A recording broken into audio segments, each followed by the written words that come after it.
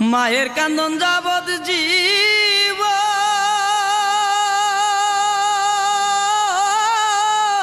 দুই চার মাস বুনের খান্দন রে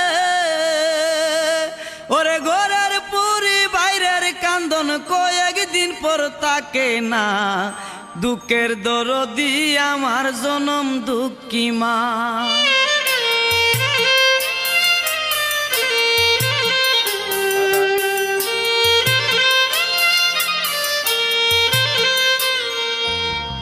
মায়ের কান্দন যাবৎ জীব